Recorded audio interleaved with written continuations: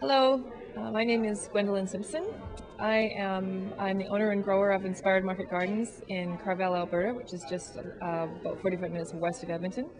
I'm speaking at the ACORN conference, and I'm going to chat just briefly about the things that I consider the most important out of the things that I'll be speaking about.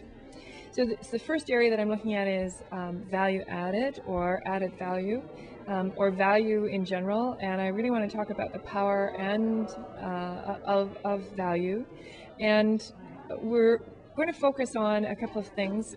One is the value of forming cooperatives, whether those are food cooperatives or whether those are cooperatives that give you control of some form of your production or some form of processing. They could be grain handling, it could be food distribution, it could be internet-based sales. All of those things have such value because they give you some, not only more capital, but also some support and also some clout in the market.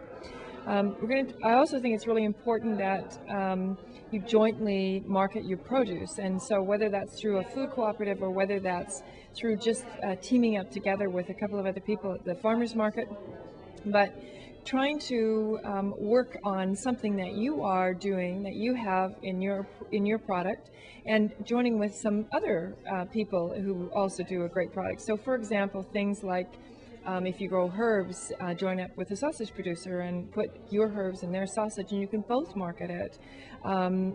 Putting meat with wood shavings and creating a special form of meat products for barbecuing. Maybe doing, or fish and salmon, for example, and wood, or some other fresh fish if you happen to be doing that.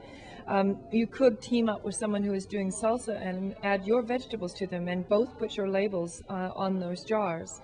Same thing with oils and making soaps or special edible oils or edible flowers and honey. And there are innumerable possibilities of joining what you produce with someone else, and you both get a product and neither of you have to do all of the processing, so you don't have to duplicate on facilities. I'm also going to talk about the value, I also believe in the value of other farming activities. And so value added is all kinds of things. It's not just products and making more of those products. It's also having other people on your farm and the value of learning about your farm and your farming. So it could be ag tourism events, it could be culinary events, it could be workshops, it could be education, something experiential, and all that is part of value added. And the other one I want to mention is about value on forming rural clusters. In other words, you and a few others, could be as minimum as 3, and it could be as many as you have in your area. Form a group, and you don't have to all do the same thing. Some could be small store owners, some could be markets, some could be pottery studios, artisan studios, some could be farms. And joining them together so that people have day outs, and that's been a very valuable, certainly to me, but also to many other people that I know that are forming rural cluster groups. I'm going to shift a little bit now and talk about the other thing that I think is really, really critical for all small farmers, and that's what I call working the numbers. That one of the things that I found so critical is that I need to know the cost of one. I need to know how much it cost me to produce something and how exactly what went into that product before I can determine whether I'm making any money at it, or whether I'm determining what I should charge for it, or whether I'm determining how many I need to produce in order to break even or make a profit. So I really believe in living by spreadsheets and focusing on your prime lines, not getting too diversified. People always talk about diversification, but I think small farms tend to diversify too much. Let's diversify our marketing rather than diversifying the actual product.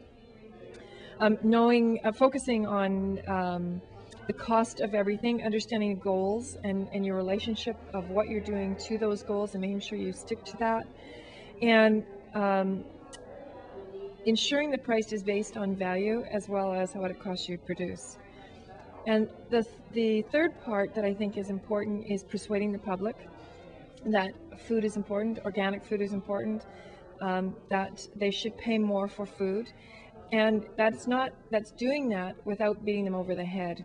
So understanding the full cost of, so that if we understand the full cost of what we're eating, then we can actually then have a dialogue with them. We can't force them. I don't believe in educating the consumer. What I believe is opening dialogues with them so that they can actually understand why it's so important that they pay now rather than paying later, or their generations to pay later.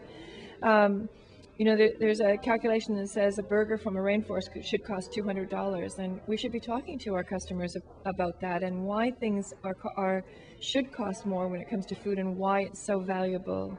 So we want to also point out the current food processors, the ones that we shop from and the ones we buy from in the grocery stores.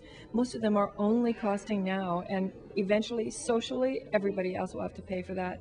And so that persuading the public is really about not only the value that we give them, but it's also making sure that they understand that we're giving them their full cost accounting now, not in the future.